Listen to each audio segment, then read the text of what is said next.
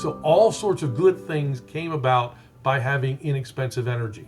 And they're starting to see the idea that if we make energy more expensive, the poor won't be able to afford it, the rich will less be able to afford it, things will become more expensive, problems will instill, and we're doing it all to ourselves. It's not like we've run out of fossil fuels, so we have no other alternative. We're intentionally doing this. And I think a lot of kids now are starting to ask that question, wait a minute, why are we doing this?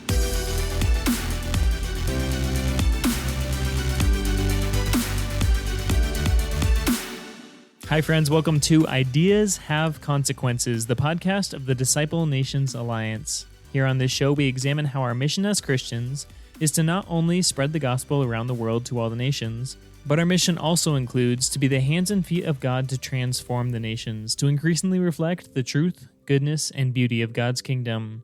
Tragically, the church has largely neglected this second part of her mission, and today, most Christians have little influence on their surrounding cultures.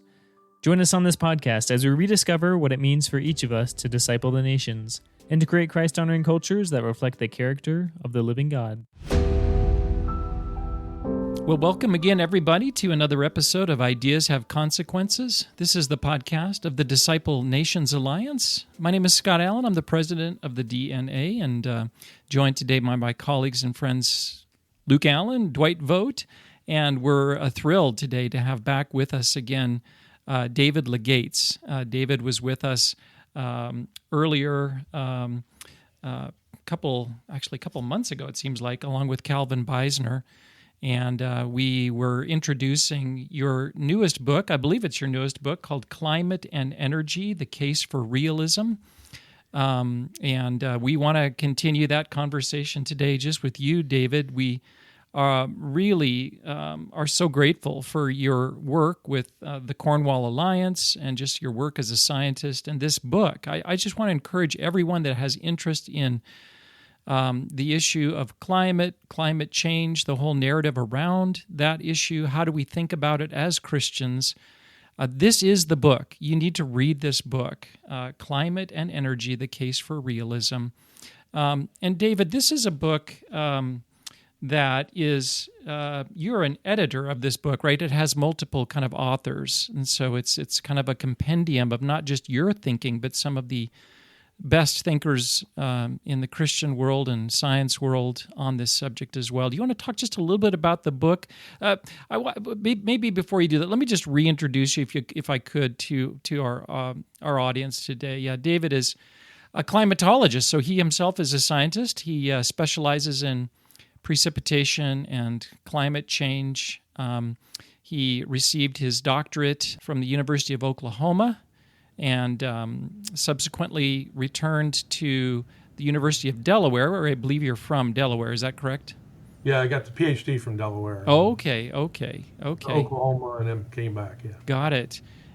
He's been very involved in this discussion of climate change, and has even spoken to the United States Senate Committee on the Environment and Public Works on different occasions. So he's been involved with policy as well.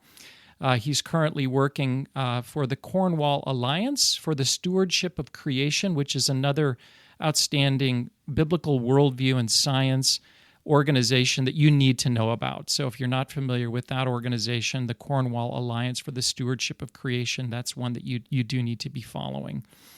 So as again, I mentioned David's the co-author of Climate and Energy, The Case for Realism. Tell us just before we jump into what we're going to talk about today, David, it's going to be kind of a pickup and continuation of a previous discussion that we had with you and I want to encourage our listeners to go back to the earlier discussion, because we asked some of the basic questions of how do we as Christians, what is the issue, to help us understand the issue, how do we think about the climate crisis, in quotations there. So we covered a lot of ground. We're going to move on from that a little bit today and kind of go a little bit deeper. But before we get into that, just tell us a little bit more about the book. How did you guys come up with the idea to write it and about it? How, who did you invite to contribute and things like that? Just tell us a little bit about it. Well, Cal Beisner came up with the idea originally of putting together a book that had several chapters on various scientific topics various chapters on things associated with economics, Christian economics, and effectively to be able to hear other scientists' viewpoints on specific topics. So we have, for example, Willie Tsoon talking about the sun. We have Vijay Jairaj talking about the economics of things. Case Van Kooten. There's a number of other people as well talking about specific topics related to what their expertise is and why climate change is not the end of the world that a lot of people want to make it out to be. It's one of the things I've got a book, or excuse me, a journal article I'm trying to write. It's taking me a long time. It'll probably take a lot longer. But essentially, it's climate change literacy versus climate literacy. And the idea here is to move away from teaching people to reuse, recycle, and reduce usage, and rather to teach what is the climate really all about? How does it interact? How do we understand? It's sort of like what I see in climate science is we sort of teach, like if you were teaching chemistry, by saying, well, there's better living through chemistry, and here's all the great things that chemistry has done. Well, that's great, but that doesn't tell you what chemistry is about. That doesn't teach you about the atom and molecules and how they're put together and things like that. But in climate science, we're okay with this.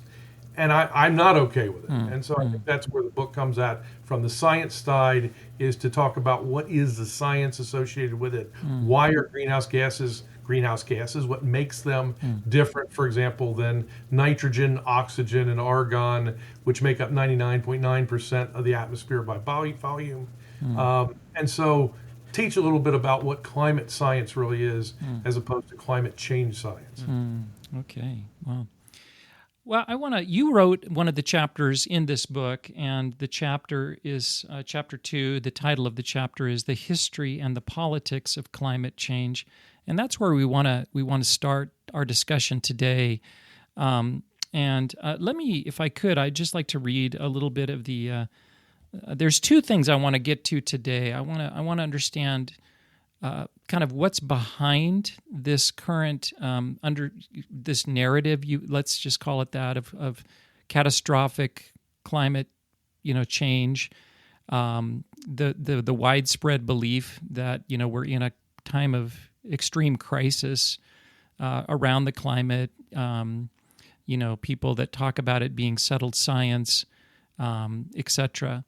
At the end of the chapter, you write something that I think was very provocative, and I'm just going to read it here. You say, "Today, the science of climate change is a well-funded and well-orchestrated campaign to fundamentally transform global societies." And you're quoting somebody there as well. Those are in quotations. I'm going to just jump to the very final sentence here. You say, "Climate change is not about the science. It has morphed into climate change policy activism." So I want to talk about, that's a really fascinating sentence. Climate change, the science of climate change, is a well-funded and well-orchestrated campaign to fundamentally transform global society. I guess my first question, just some basic questions about that. It's a provocative thing because, of course, most people think, no, it's about what it's about. It's about climate. It's about a true climate crisis. And so the what you're saying here is, no, not so much. It's actually kind of a Trojan horse for another agenda, right? Am I? I don't want to put words in your mouth, but is that correct? That is exactly correct. Okay, so that's what we want to explore today. First of all, who's behind this well-funded and well-orchestrated campaign? I'd like to just kind of explore that who question. Well, it came about originally in the late 1980s, back in the UN. The UN put together eventually the Intergovernmental Panel on Climate Change, but it was a vehicle to be able to invoke Marxism on a global scale. I mean, the question is, how do you get Marxism within a country? You put you pit the haves versus the have-nots. The have-nots are not have-not because the haves took it from them. So you therefore get the have-nots to join together to fight back against the haves, and they take over. And that's sort of the Marxist attack on how do you overthrow the country. How do you do that internationally? Well, the problem is the poor countries of the world don't have militaries that can get together that can take on the rich countries of the world because they pretty much have an advanced military that could put them down. So how do we do this? And the idea came about in the 1980s that climate change could be the vehicle. That rich countries got rich because they exploited oil, gas, and other fossil fuels. It's destroying the planet. Therefore, the poor countries are being affected. They're adversely affected. They always are. Poor are less able to adapt to changes, to adverse changes and so forth than the rich are. And so therefore, it pits the rich getting rich at the expense of the poor. And so if we make the rich pay up and we give some of the money to the poor, but we give most of it back to the United Nations, then we can level the playing field. And that's what Marxism is all about, taking money from the rich and effectively giving it to the elites. So that's historically, you said people in the United Nations motivated by a kind of a Marxist ideology and theory of change. Who's behind it today? Who would you kind of put your finger on in terms of saying these are the people that are behind this well-orchestrated campaign to change society? It's all over the place. It started, actually, the United States government was pretty much, Tim Wirth was re-engineering the Intergovernmental Panel on Climate Change to make sure that it said that climate change was an existential threat to the planet. The idea originally was, if you look at the first IPCC report, the first report essentially says there's a lot of uncertainty. It was relying on the scientific method with a lot of uncertainty, with a lot of unanswered questions, a very complicated system. It provided a lot of details, but not a lot of answers. And by the time we got to the second climate assessment, we had to have in there the preponderance of the evidence suggests a discernible human influence on the climate. And that set the stage to make the motion.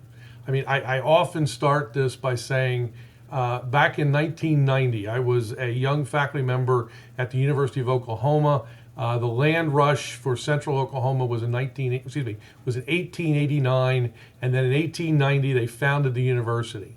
So the university is its 100th anniversary, and the university decided to bring in a bunch of people to talk about where they thought math, physics, chemistry, social science, all that area was going to go in the next 20 to 100 years. And the School of Meteorology brought in Bob Carell from the federal government. And he lamented the fact that atmospheric science didn't get much money. Most of the money was going to the solid earth geophysicists so they could dig big holes in the ground. Most of the money was going to the interplanetary astrophysicists so they could send probes into space. They could build large radio telescopes on the surface. They got all the money. Atmospheric science was sort of a poor stepchild. But this was about to change because climate change is now on the verge of becoming ripe, if you will. And the idea was we're going to have money beyond our wildest dreams. And I'm expecting him to say at the next step, and what we're going to do is to use that to come up with better forecasts for tornadoes, to be able to protect people, be able to better predict hurricanes and their development and their paths, have a better understanding of floods and droughts and so forth. He said none of that. What he essentially said was, now that we're going to get all this money, we better not kill the goose that's laying the golden egg. The idea is tell Congress what they need to hear so they can keep this money coming. If we rely on the scientific method and we say, wow, it's a really complicated system, there's lots of uncertainties, there's lots of variability, we just can't come up with an answer, they're likely to pull the plug. But if we come up with a way of saying we can rely on expertise that 97% or whatever this magic number becomes of scientists all agree that it's an existential threat to the planet, and we just need more money to codify that, to understand how important it's going to be, to other factors associated with it, keep the money coming, then that was what we should be doing. And of course, academics love to hear we want more money. Universities take about a third of the money that you bring in and use it as overhead. Some universities, it's as much as the money you use. It's 50% or more. So the question is, let's not kill the goose that laid the golden egg. What do we have to tell them in order to keep this going? And I think that's why we got into the demise of the scientific method, at least in climate change circles. And that's why we started to push the idea that it's an existential threat to the planet, even though there was no proof, and there continues to be very little proof that that is actually happening. Okay. So you're bringing up a kind of a second group here. The first group you referenced were coming out of the United Nations, people that had a kind of a Marxist and a revolutionary view, and they wanted to use climate science in order to kind of pursue Marxism on a global scale. Here you're talking about self-interested academics in Oklahoma and other places that they want to keep the spigot of money flowing, and so they need to have a problem, put forward a problem that essentially doesn't really have any kind of clear, immediate solutions. But remember, too, that academics tend to be socialists. Okay, there's an overlap here. Okay. You're playing into their wheelhouse. So but I don't think of scientists, in the academy in that light. Am I mistaken? And I don't think the problem with losing the scientific method holds across the board. I think it's primarily a problem in climate science because of what climate science means from a social economic perspective on a global scale. I mean, nobody is fighting string theory, for example, in physics. There aren't violent there's violent discussions, but there isn't a lot of money tied up in it. It's not a social structure, and so you can believe whatever you want on string theory. You just join one side or the other, and the argument continues. But climate change is a different beast. We have to have climate going out of control because of human actions. We've got to stop human actions in order to save the planet. And you can't be on the other side, because if you are on the other side, you are anti-human, you are anti-Earth, and essentially you are an evil person in that small 3%. I want to talk more about what the impact is on science. You use the phrase postmodern science in this chapter, and I want to talk more about that. But let's put that aside just for a little bit. I want to keep kind of drilling in on this kind of agenda. Who's behind it? You talk about it in terms of global social and cultural change here, well-funded, well-orchestrated campaign to fundamentally transform global societies. Talked a little bit about who they are and also about their motivation. I was going to ask the question, what's their worldview? But it seems like you've kind of answered that a little bit.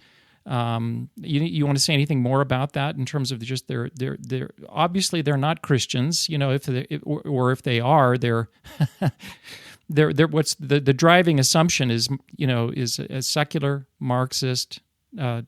Anything more about the worldview that's motivating these people?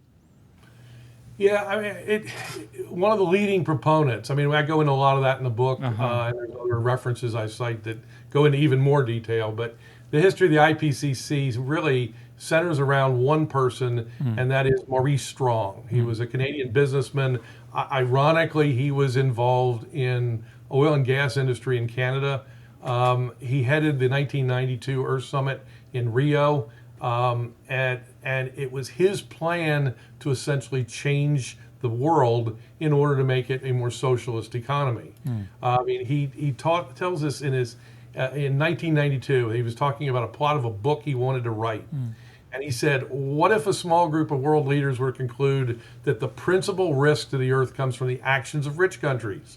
And if the world is to survive, those rich countries would have to sign an agreement reducing their impact on the environment. Will they do it? The group's conclusion is no, the rich countries won't do it. They won't change. So in order to save the planet, the group decides, isn't the only hope for the planet that the industrialized civilizations collapse? Isn't it our responsibility to bring that about?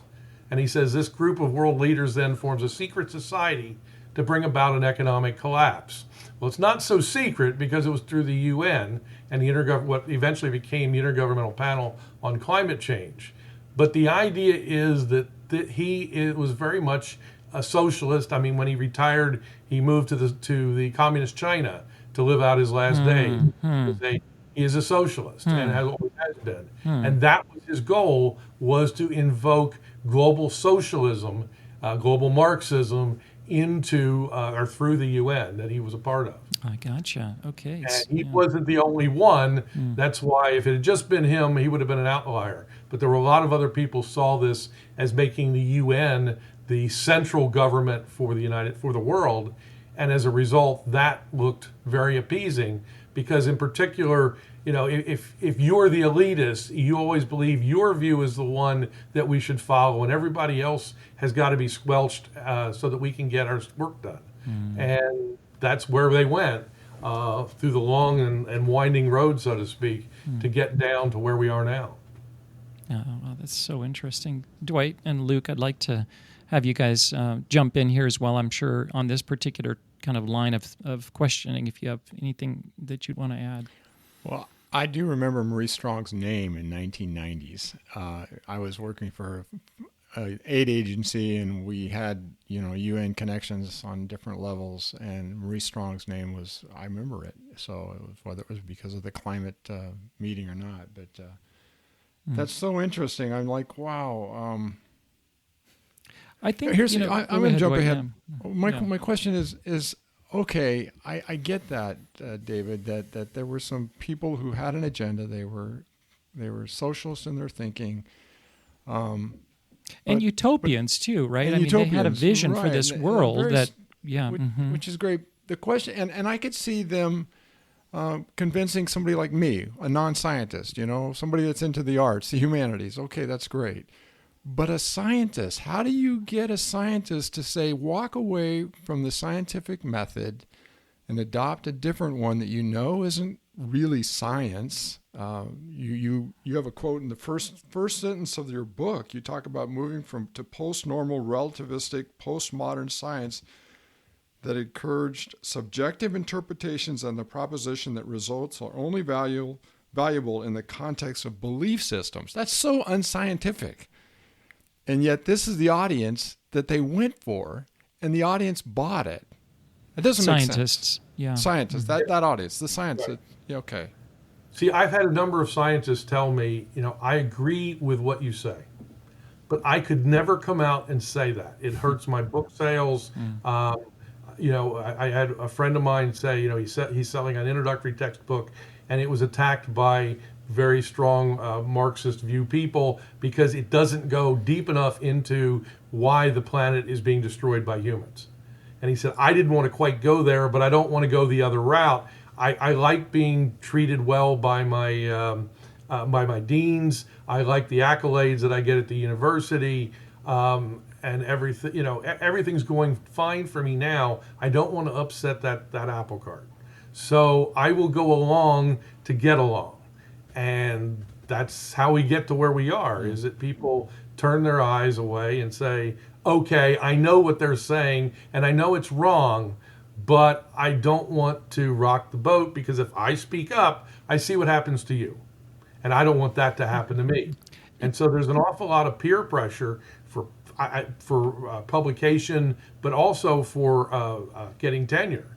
I mean, if you're a new entry-level scientist, you cannot come out and say climate change is largely driven by a socialist left that wants a specific agenda and has co-opted science. You can't say that because you will never get tenure. The whole work you've done in putting into a PhD goes by the boards. It's all over. And so after 7 years, even longer after you get your PhD, and then you go out and you do 7 years at a university to get tenure, you've stayed away for so long. Why not just continue? And I've even had friends of mine that were hot into the fight in the 1990s, early 2000s, who have dropped off the table. And I spoke to one of them lately, and he said to me essentially, I figured it was just going to be an argument back and forth. And so I didn't want to get involved in it anymore, so I walked away. But it's not just an argument back and forth. It has meaning. It has relevancy. And that's the point. It's not like discussing string theory that if one side's right and the other side's wrong, it won't matter. Here, if one side wins or the other side wins, it's going to change the way in which the future plays out. And that's why I think it's very important. I just think what you're saying, David, is really important, and I want to underscore it for our listeners because I think a lot of us, and of course science itself kind of promotes itself still to this day as this is, we are the arbiters of what is true, what is factual, what is scientific. So it's a pursuit of truth and of fact. It's kind of unbiased. It's it's all about getting at what's actually happening. And I think for most people, that's the way they understand science. But what you're saying is that it's been polluted, if I could use that word. And so you've got this force operating within science today that in a sense it's kind of cutting off the very foundation that it stands on, right? Which this gets back to Dwight's question. It's like you would think that scientists themselves would defend science as opposed to, I understand, right? It takes courage to stand up and challenge, dominant narratives, especially when there's money and reputation and maybe my career is involved. I get that. That makes sense. At the same time, I'm a scientist. And, how can I be a credible scientist unless I, follow the evidence kind of wherever it leads? And, I'm really committed to that and not to just kind of give credence to whatever the dominant narrative is. I think it is a little shocking. I kind of am with Dwight on this, that more scientists haven't. I do well, think it isn't. It isn't, Scott. Yeah, I mean, it isn't. It isn't. Although I do think and I'm thinking of Jay Bhattacharya right now. This is not, climate science. This is disease. He's the famous, epidemiologist, virologist at Stanford University. He was recently elevated to the director of the National Institute of Health by President Trump. But he was one who, there was a dominant narrative when COVID came out, and he thought that it wasn't scientific, and he was sure of that, and he had the credentials and the knowledge to be able to say that credibly, and he wasn't alone. But he was really, we saw that same dynamic. You can't say this. You're going to be canceled. You're going to lose your funding. You're going to be censored, and he was all of those things. But he stuck with it, right? He was a man of integrity in terms of the science, and fortunately, it's working out for him well. But you see this dynamic across.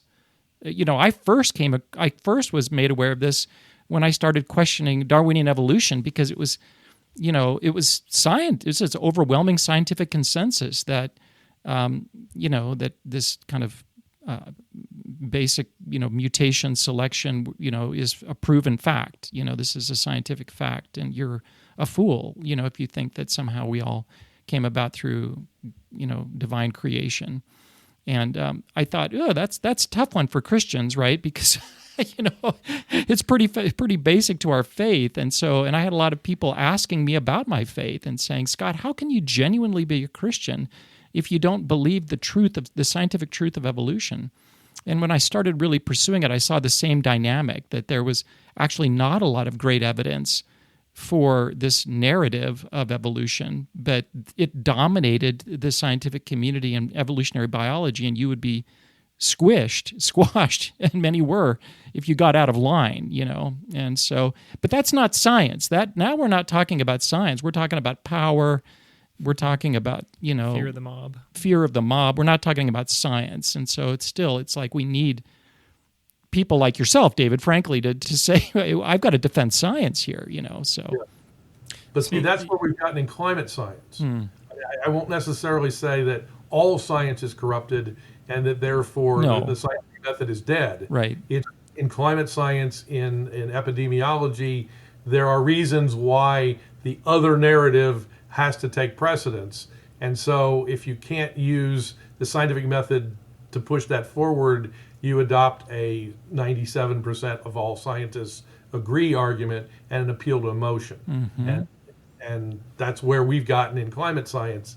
But much of the rest of the science doesn't work that way. Yeah. Yeah. On this note, David, when I look up your name on the old internet, you definitely did rock the boat. and because of that, you're in the crosshairs of CNN, NPR, New York Times. I've seen it all, and they have some pretty nice words to say about you.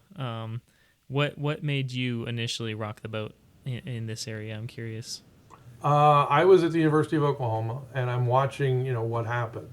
And after getting tenure, there was a question as to why did you spend all this time to get tenure? Why did you, waste your life essentially? Because that way, what tenure was originally designed to do was allow people the freedom to speak openly. You could pursue things out of the box without fear of reprisal because you've demonstrated you are a good scientist. Nowadays, tenure means I can shut down the engines. I can, teach my 2 classes, go home. I don't have to do any more work. I collect the paycheck. It's the gravy train. And I'm only 35, 32 years old. Great if you can get it. But that's not what tenure was all about. And so looking at the facts, I'm trained as a climatologist, so I knew the science. I'm trained as a statistician, so I sort of knew, what I was looking at in terms of data, and I said none of this adds up. Yet everybody else that I'm talking to is telling me, no, go along with the group because we all know what we're talking about. But there's never any proof, and it came down to where is the proof, and nobody has ever shown me. If it was Fred Singer used to have on his emails at the end, it was a quote that said, if the facts change, I change my views. What do you do, sir? I love that. Yeah. And so that's the same thing, is if the facts change, I'll change my view. But right now, what I see is that the most important greenhouse gas is water vapor. It's responsible for 80% of the warming of the planet, and everything else is secondary. So why are we not talking about water vapor? And that was one of the questions raised to Michael Mann at one of the scientific hearings on the Capitol Hill. If water vapor is so important, why are we not worried about that? I thought he was going to give me an answer. Well, water vapor varies quite a bit. The total precipitation over the next 8 days, next 10 days is equal to the total amount of water vapor in the atmosphere right now. So it cycles quite a bit. No, his answer was we can't regulate water vapor. So it's all about regulation and control, I see. And that was a scientist telling you why we don't worry about carbon, or why we don't worry about water vapor, and instead we worry about carbon dioxide, methane, and nitrous oxide, because those we can regulate, even though they contribute very little to the warming of the planet. Wow. Well, David, I want to applaud you for your courage in standing for science. And I just want to remind our listeners that science is a beautiful thing. It grew out of a biblical worldview because you need a commitment to objective truth in order to do science. You need all sorts of assumptions or principles that come out of the Bible even to make science possible. And so science, properly understood, is a search for truth, for what is real, what is factual. And, behind all truth is, the creator of all. And so it's a pursuit of God at the end of the day. And it's something that Christian scientists need to understand and fight for. Now that we're in this postmodern time, we still have science, but postmodernism is a rejection of ultimate objective truth. And so it becomes, if it's not a pursuit of truth, then what science gets co-opted in these power games is what it comes down to. And so this is what we have to be aware of, and that's happening. So when we talk about science, we're not talking about just one thing. We're talking about science as it historically and correctly has been, used, and the beautiful, powerful, truth-seeking thing that it is. And this newer postmodern thing that really is using just kind of a veneer of science for power or for other agendas. I just think so important for people to understand that, and for Christians like yourself who are scientists, David, to be fighting for that legacy, if you will. So sorry for my little sermonette there, but I love science, and I really appreciate scientists like yourself. So grateful. I want to follow up on that with a question then, Scott. Yeah. David, what's happening in the Christian world to encourage young people to pursue good science? I mean, is there a movement? Is there, or is just? I would hope there is. I mean, if you read Megan Basham's book, it sort of implies that everything's going in the other direction.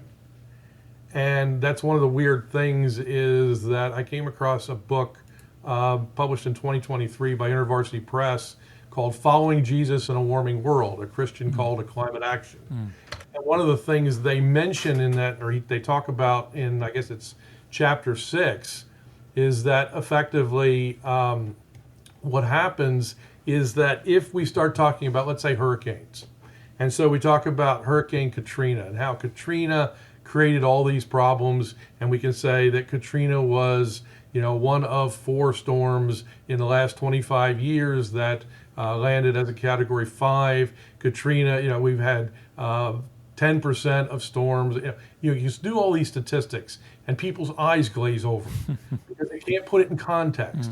And instead, in chapter 6 of the book, they point out that what you really shouldn't talk about are the statistics. You shouldn't talk about that. What you want to talk about is feelings. And so there's a story of Robert and his family who was associated with Hurricane Katrina in New Orleans. Robert had an aging mother and a 3-year-old granddaughter, and both of them died. And, you feel bad about that because, wow, here's 2 people that he loved died in Hurricane Katrina. Now, the question is, would Katrina have occurred if humans had never gone to fossil fuels? Well, we don't ask that question. We say, this is terrible, we want to stop it. And then the next answer is, but if we address the climate crisis, then we will not have Hurricane Katrinas anymore. His family would have been saved. This all sounds good. But it's all on feelings. When you start to realize you've got to have a direct connection that this caused that, and there's no connection there, then your feelings are terrible, but you feel bad that these people died, but solving the climate crisis isn't going to protect others in the future. Yeah. But it sells a lot better. And so that's my concern, is that it's selling rather than talking fact. And, that's... And, in a postmodern culture like we live in, largely postmodern, feelings really do trump. They trump reason, and yet science isn't the realm of feelings. It's the realm of reason and data, and so even to bring in feelings, I'm not saying feelings aren't important, they are, but that doesn't factor into our science, right? Yeah. But see, that's part of the problem with the scientific method, is it does not work well when you've got really complicated systems with lots of causes, lots of feedbacks, and lots of uncertainties. It's good for small problems where everything is small and self-contained. You can comprise a simple experiment and carry it out in a reasonable time to see, is my hypothesis real, or can I reject the hypothesis and take the alternative? So what postmodern science comes in and says, or post-normal science comes in and says... If I could just cut you off really quick before you make your point there, I just want to underscore what you said because I think it's really important. Science is super important and helpful, but I love the humility with which you just expressed its role. Because today a lot of scientists say, science explains everything, these theories of everything. We can know everything through science. And what I hear you saying is, no, it's not. That method isn't appropriate to understanding everything. It's got a real value within certain kind of limited parameters. Yeah, go ahead. I'm sorry. Yeah, no, that's fine. And that was the issue with post-normal science, is that what you can come back and say is that almost everyone is in agreement that this is a problem, even though I can't prove it because it's a very complicated system. These people are experts. These are peers. They all agree. And since we have now widespread agreement, we can move forward to a solution. Because if we wait for proof from the scientific method, it may well be too late to do anything about it, and disaster hits us. So we need action, and we need it now. And this is how you get action, is to say we're all in it together. We've all agreed together, even though we just can't prove any of it through a scientific process. That gets us back to where we started, in terms of this Feeling, global agenda to change society. And Correct. we're going to use science as a kind of a lever to get at that. Science, again, in quotations, not real science. Yeah, go ahead, Dwight. Yeah, but it disturbs me because it reminds me of something I heard a couple of years ago where 20 years ago or 15 years ago, I don't know, somebody did some brain scans and really looked carefully at Alzheimer's and its connection to the brain, and they produced some scans that showed some cloudiness or fogging around different neurons and things, and said, "Oh, this is the key to Alzheimer's." And it turns out that they had actually manufactured their results. They doctored the scans. And that took the entire Alzheimer's research community in the world, with billions and billions of dollars, because we'll all spend that to get Alzheimer's fixed, into the wrong direction. And I just, you don't want to manufacture anything. I mean, it's nice that we're trying to solve global climate, but the downside is if you do it wrong, you can, anyway. Yeah. What do you think, David? No, Yeah. that's a good point. There's in summary of what I'm hearing today is whenever you hear these scientists try to use fear tactics or try to rush you and rush the science, those are both big red flags. Am I right? 'Cause Yes. I see those tactics over and over and over again. And for me as a Christian, those should both always raise the red flag, and I should be skeptical when people try to rush me into decisions and not let me, wisely try to approach it and use, my God-given, abilities of critical thinking to reason through it, or if they tried to use fear tactics and manipulate my feelings into making me, come to a decision. I do sense, David, I want to hear your thoughts on this, a rise in skepticism around all of this. I might be wrong, but a few weeks ago, probably the most listened to podcast of all time came out with Joe Rogan and Trump. And on that, they were openly expressing skepticism around wind energy, I believe it was, and maybe more than that, but I remember the section on wind energy specifically. And, that's the biggest platform in the world probably right now as far as media is concerned, and they're just talking about a skepticism around one of the so-called solutions to the climate catastrophe. I'm guessing a lot of people listen to that and looked into it for the first time maybe and have a growing skepticism. I know after COVID, a lot of people, when it comes to diseases, have a ton of skepticism and around vaccines right now, which it makes me a little bit nervous. But skepticism good. I think critical thinking's a lot better. And do you sense that growing curiosity? And I often said, I mean, the exit question is usually, what do you think about the future? And my argument always was, I go back to Trofim Lysenko. He's a Soviet peasant, came up with, he extended Lamarckism, which was the idea of environmental determinism. If you take seeds and you freeze them, and then after being frozen for a while, you put them in the ground and you grow a tree, the tree that grows will be resilient to cold temperatures. It's sort of like if you have a blacksmith and they develop tremendous arm strength, that their children will also have tremendous arm strength by virtue of being born from his stock, instead of the fact they work alongside dad in the blacksmith shop and build their muscles too. But the idea was Lysenkoism effectively went so far as to say we don't believe in genetics. And not only do we not believe in genetics, thou shalt not proclaim genetics as a science. And so the geneticists were killed, they were run off, they were excommunicated. You just didn't go that way. And it was all environmental determinism. And it wasn't until, I guess, Khrushchev left in '64 that they said, our agriculture has suffered tremendously. Maybe we should rethink this. And then it all turned over. But it took at the time a whole cohort of people to pass away before then the new group said, wait a minute, why are we doing this?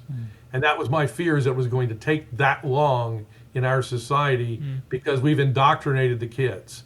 We've got to essentially get them to have kids so that those kids will not remember what the original argument was, and we'll start to critically evaluate it. But maybe it's happening faster in our society, maybe because we're freer, maybe because we didn't quite go as far as Lysenkoism with banning the thought and killing people that had different views. But I think people are now starting to say, yeah, wait a minute, why are we doing this again? And when you see energy becoming more expensive, when you know that ubiquitous, making energy available and affordable to a lot of people brought them out of poverty and effectively brought an end to slavery. And one of the main reasons for having slaves was to get energy, cheap labor. Well, if you can get an equipment to do it through fossil fuel use, then that's better than having human labor and having to feed them and keep them happy and all that. And so slavery then became less of an issue. So all sorts of good things came about by having inexpensive energy. And they're starting to see the idea that if we make energy more expensive, the poor won't be able to afford it, the rich will less be able to afford it, things will become more expensive, problems will instill, and we're doing it all to ourselves. It's not like we've run out of fossil fuels, so we have no other alternative. We're intentionally doing this. And I think a lot of kids now are starting to ask that question, wait a minute, why are we doing this? And a lot of other people along the way are asking the question, and I think that's healthy, and maybe that's the future, is that because we are freer society, because we didn't quite go the way of Lysenkoism and mandating it, and that at the tip of a sword, so to speak, that maybe it was able that we could turn it all back faster than they could. I hope so. Yeah. I was going to follow up with Luke's question too, because I'm curious about kind of the state of play in this, with this information operation, if you will, today. It seems like we've been kind of exposed to a heavy push on this narrative for quite a while. I mean, for me, it goes back to, I guess, Al Gore's book, and then, but even before that, I think of kind of catastrophic global problems. The first one that I became aware of right out of college was overpopulation. And these are linked actually today. But there was, Paul Ehrlich, I think at Stanford, was the one that was saying we are going to destroy the world because there's too many people, and then that kind of morphed into the climate, that we're going to destroy the world because of this rapid climate change. So we've been exposed to that heavy narrative for a long time, and there's been a lot of fear, there's been a lot of coercion. That you got to trust the science. This is settled science. Don't ask questions, just accept. I think of Europe. I have a lot of friends in Europe, Christian friends, and it seems like in England, it's really entrenched there. If I go over there and I start asking questions about climate, they look at me like, "What? You crazy American?" Or it's really deep there. But I do sense it's changing, as you were saying, David and Luke, both. That it seems to me that we're kind of almost at a critical mass, because I don't think it requires a lot to change these things. It just requires, that. The emperor has no clothes kind of a moment where, somebody's courageous enough to say, this isn't right. This is, and willing to pay the price for that. And it seems like, once somebody does that, other people then kind of feel like they can follow. Courage begets courage. And so is that your sense as well, David? It seems like that's what you're saying. Very much so, yeah. Yeah. And I think that it's starting to be a different I can say environment that we're working in. That I can say things are changing. There's more of a allowance for discussion as opposed to just you're a denier.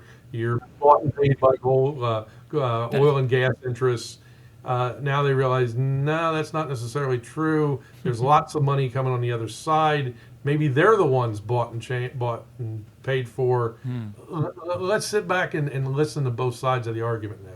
And that can only be a healthy thing. Yeah, that argument of you've been bought off by big oil, I hear that all the time. That's kind of the one response.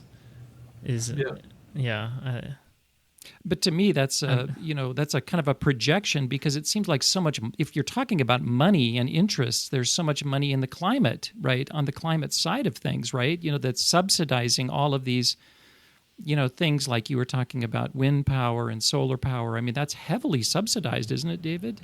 Oh, definitely. That's where the money is, right? Yeah, that's what people usually say to me. Well, you're just in this for the money. You're getting money. It's like, if I'm in this for the money, Right. I am getting in with the federal government and saying climate change is a fundamental problem. Give me big grants. Yes. Give me, the who has all the money? The environmentalists Right. have all the money. I'd be on their side if money was the driving force. Right. It doesn't work that way. Well, I want to just underscore a point that you made earlier, too. I think it's really important that when we, as Christians, if we're skeptical about claims that science are making, the proper response isn't to reject science, or it's to recover. Again, I think especially for Christians, science is the fruit of Christians working over time seeking truth. Many of the great scientists behind the scientific revolution were committed Christians. And, it grew out of a biblical worldview. And it's done such good, as you've said, David, in so many areas. You mentioned slavery, and we could just go on and on, the good that science has done. But we really are in a time where we can't reject science. I think I hear some postmodernists, even Christians who are influenced by postmodernism, say you can't trust anything that scientists say, kind of like just throw it out. And I'm like, no, don't throw it out. Yes, it's been corrupted because of postmodernism, and power and these socialist agendas that are using it for different reasons. But don't throw it out. Recover it, I mean, skepticism is hallmark of science. Yeah. I mean, that's one of the issues is to go against the way people think the world works. I mean, if you look at the history of the atom, I mean, at one point we thought the atom was a microcosm of the solar system. Well, now we know it doesn't look anything like that. That's a bad model. Well, if we had ingrained that model as having to be the way in which you believe, we'd have never gotten to an understanding of the atom that we have now. But by constantly overturning, I mean, the Semmelweis is another example. Gee, if you just wash your hands between people, then you would have cleanliness. That was just not thought of.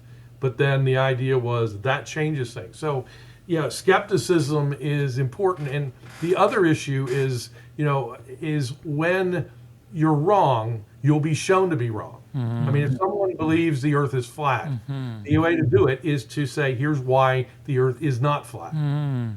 Instead of saying, oh, you're a flat earther, we're not going to even discuss this with you because you don't have the correct view, it leaves the question, that's not how science operates. Science says you have a skeptical view, but we can demonstrate it's not a good view. And it has to be able to be demonstrated. Can it be demonstrated to be not true? I ran into this with Darwinian evolution. I remember a discussion between it was Dawkins or somebody who's really a proponent of that, and the Christian questioner got to that point in the discussion and said, would you ever accept any evidence, right, that, or not evidence, but could it be proven that it wasn't true? And he thought about it and said, no, it can never be, And once you kind of make that claim, then you move beyond science into the realm of philosophy or religion, and if it can't be proven to be untrue, and I even think that's true for Christians. I mean, we don't, it's important that our faith is not based just on, it's true because I believe it's true. It's true because it's true, Correct. If it could be proven that Jesus didn't rise from the dead, as Paul said, then our faith has no basis. Right. So, and there are numerous people set out to write a book to say, I'm going to provide proof that either Jesus didn't exist, that he didn't do what he claimed, and ultimately their book resulted in demonstrating that he is in fact Lord of all. Yeah. So yeah. I have a question for you, David, on climate change. I'm thinking of, Scott, you were talking about evolution, and I think of the intelligent design movement with the Discovery Institute. And they've done well in for the layperson of saying there's some big questions that just point towards design. One is,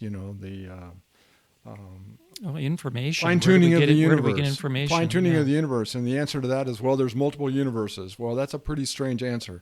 There's the Cambrian explosion. Well, there's leaps in development that we don't know about that are just incredible. And so they've come to some really key areas where they can say, this is a big question. Is anybody working on that for the layperson in the climate change science? I've seen a lot of what Answers in Genesis have been working on, and they're coming up with issues. I know, for example, there was always a question in climate science: is after the flood, how did a rainbow appear? So you had to have something. You can't expect that God went in and changed the actual physics equations that drove everything. So why did we not see one before the flood and then did see it after the flood? And the answer was something must have happened so that the process that created it before was different than the process that now allows us to see it. And so those are kind of the interesting things of trying to figure out based upon that, and that's where the vapor canopy theory comes from. That there was a lot of water in the atmosphere, some of it in liquid form, stored very high up in the atmosphere, and eventually that all collapsed. When it did, sunlight came through, and we saw essentially the breaking of the light through the water by prism action, and that produced a rainbow. So the rainbow was not possible before, because as the Bible says, there wasn't rain as we know it. The ground was watered from below at night when the temperature dropped, sort of a fog appeared and that condensed water out. So the process was different. So in particular, that's one of the things that we can use to be able to say is the Bible correct, in which it is, and what happened that can be used to explain how things changed. Okay. Can I throw a question just on that note? One of the I don't want to take us in too much of a different direction with our time running out, but I know I talked to Luke earlier about this, and we were curious. The issue of carbon dating, is always kind of brought up in to kind of bolster the idea that we live in a world that's the Earth is billions and billions of years old, and it conflicts with kind of a biblical narrative of creation. And but is this area? I haven't looked into this, and I don't know if you have, David, or not. How trustworthy is that? Some of those claims around carbon dating. Carbon dating assumes that the half-life has been constant and that the process is constant. And if you start to have, a lot of cosmic rays, if you start to have a lot of different association of environmental background, then your decomposition rates could change, which means your estimate of time can be quite a bit different. Okay. And so... so there's a lot of variables in there, and it's right, and it's based on the assumption of continuity. Things haven't changed. I see. So it's okay to have some skepticism when you hear those claims using carbon datum. Yeah. And it's a statistical decay rate of small numbers, so that there becomes a wide uncertainty range that gets bigger and bigger as time goes along. Yeah. Back in time, I should say.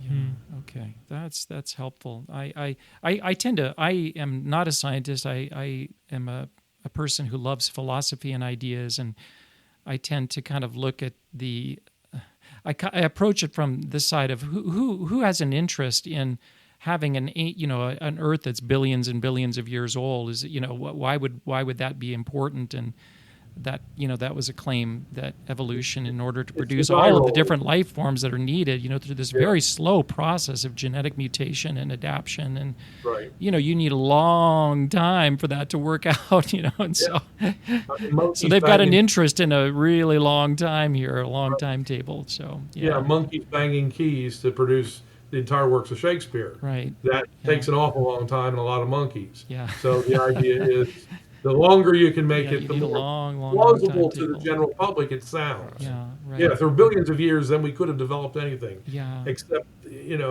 that's not how things operate. It always runs downhill, not uphill. Yeah. So David, I'm a normal person. I care about my planet. I'm a Christian. I want to steward environment. I have friends that care about the environment. They're worried about climate change. What do I do? What should I say? Climate changes. Climate always has changed. The question is, are we invoking a change that is necessarily going to produce an existential threat to the planet? There were issues at times in the past when clean air, clean water was threatened. We have accommodated those. The world is much cleaner now than it was before. I don't see anything in terms of hurricanes, tornadoes, and I mean, go down the list of all sorts of natural disasters that are being exacerbated by human activity. In fact, a warmer world has been a better world simply because plants grow better. Civilization has always done better in warmer conditions. In particular, even, for example, severe winter outbreaks decrease under a warm world because the poles warm faster than the equator. And in particular, when you get a lot of storminess, it's because you've got really cold air and dry air coming out of Canada. You got really warm, moist air coming out of the Gulf of Mexico. And it's that difference in air masses that creates violent storms, particularly, for example, in our springtime. Well, if a warmer world has less of an equator to pole temperature gradient, these storms will become less intense. And in fact, we're now going through periods where we've gone over a decade without a category or an EF5 tornado. We used to get them quite, I won't say frequently, we used to get them quite often. And we haven't seen one in 10 years. If it were the other way around, then we'd be writing home saying, see, these are getting worse. But they're not. It can be explained scientifically, and it's saying that we are not on the verge of destroying the planet. A warmer world is a better thing. We can feed more people. The planet does better. Civilizations do better. More carbon dioxide, if it brings about a slightly warmer world, which it does, that should be a good thing. I want to come back to Dwight's question, and just we can wrap up on this. You're talking at a macro level, but I do want to bring it back to kind of a micro level in terms of just what can people do, because people want to be a part of environmental stewardship and just stewardship of God's beautiful creation. They're told a lot of things. Again, I live in Oregon, and you can't, like, for example, one of the big things here is plastics. You can't even use plastic bags in grocery stores. It's, there's state laws against that. And I remember hearing, I forgot his name, but he's a person that's prominent in this discussion right now. And he was asked this question. He said, if I could tell just everyday people one thing they could do to help improve kind of the environment, it would be don't recycle plastics or something like that, because they end up being shipped around the world and eventually go into the ocean and are creating problems. There is a problem with plastics in the ocean. So just make sure it gets in a landfill. Any thoughts from you on that? Kind of just what can we do in our daily lives that actually does make a difference? And understanding that, we're not, the catastrophism and the fear, that's not motivating us. But what is motivating us is desire to just be good stewards, Right. And leave this world better than we found it, right? Right. And that's what I think it's the act locally type of thing. Yeah. There's things you can do in your neighborhood that need to be fixed. But to worry about this global thing, I mean, a lot of people think that green energy is the solution because it's clean. It's not. It is very pollutive to get these rare earth minerals out. It involves child labor in Africa. So don't buy a battery-operated car. That's not going to help, okay? With this demand for more of these batteries and things like that is only exacerbating the problem. You're actually making it worse. I've thought this for some time, that if you actually care about good environmental stewardship, this climate agenda is actually moving you in the wrong direction. Correct. So, yeah.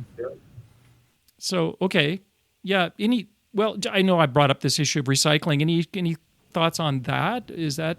That's what I think you can do better locally, because in your neighborhood what needs to be fixed and what's not going well. Well, I do like that answer. I do. And everybody likes the idea of I'm saving the planet. It sounds so altruistic, and yes, I'm doing something. Yeah, what can you do? Is there trash on your street that you can pick up, or if there's a polluted river that runs through your town, what can you do to help clean that water or whatever it is? Yeah, I think that's really good. Dwight, any follow up from you on that? I still have a gas mower, so I'm in trouble. No. And I have real grass. Yeah, those are Phoenix. outlawed as well here. Yeah, that's right. I am the worst person possible. But yeah. It is interesting. I saw a discussion on plastics, and I don't know where it was, on the internet someplace, and it showed that which countries in the world are the most, prolific in polluting the waters with plastic. And it came down to, I think, 80% of the world's plastic in rivers and into the ocean comes from one country, the Philippines. and they had a map showing all the light where that was happening. And sure, I thought, I can imagine that. You know, if you're in the Philippines, you throw your plastic on the ground, it goes into the water, it goes in the river, it goes into the ocean. And I thought, wow, so I need to be careful here with my straw. But why the Philippines and not Japan, for example? I don't know. I think it's a cultural. Exactly. Yeah, that ethic of actually putting trash into a garbage can and eventually putting it into a landfill is something that has to be kind of taught culturally, and that's an important thing, right? Trash should go underground. It shouldn't just be on the side of the street or going into the water supply or eventually into the oceans and things like that. So. But it is that needs to be done culturally, change the culture so that, a culture of cleanliness. Yeah. Well, David, this has been fantastic. I just, again, so grateful. We're honored that you would take time with us non-scientists who can let us ramble on about our unscientific. That's fine. It's always a fun discussion. Yes. Anyways, thank you so much. Keep up the good work. Keep seeking the truth. Keep pursuing the truth through science. It's so important, and we're really grateful for that. I think you should get your one chapter out by itself because it's a really good chapter in that book. It is. And I'm glad you get the book for that one chapter alone. I fully agree. One chapter is the one that you want to read. So thank you for writing that. Yep. I appreciate it. Yep. We'll continue to do our small part in trying to help people be more aware of your important work. I appreciate it. Thank you. Well, thank you guys for listening to yet another episode of Ideas Have Consequences. This is the podcast of the Disciple Nations Alliance. Thank you for joining us for this discussion with Dr. David Legates. By the way, Happy New Year's, guys. We are so excited to have you joining us here again on Ideas Have Consequences for another year. As we look back on 2024, we just wanted to say a huge thank you to each of you for your time and support this last year. Before wrapping up today, I just wanted to let you know that for more information about today's guest and to find all of the resources that we mentioned during the discussion and more, please visit this episode's page, which is linked in the show notes, and is also right on the homepage of our website, which is disciplenations.org. If this is your first time listening to Ideas Have Consequences, we are so glad that you could join us. And if you're wondering who the Disciple Nations Alliance is, that's the ministry that is behind this podcast, a ministry that has worked around the world for the last 28 years, training over 1 million people in over 90 nations in the transformative power of a biblical worldview. If you would like to learn more about this ministry, you can find us on Instagram, Facebook, and YouTube, or on our website, which is, again, disciplenations.org. Thanks again for joining us, guys. Happy New Year's, and we'll catch you next week here on Ideas Have Consequences.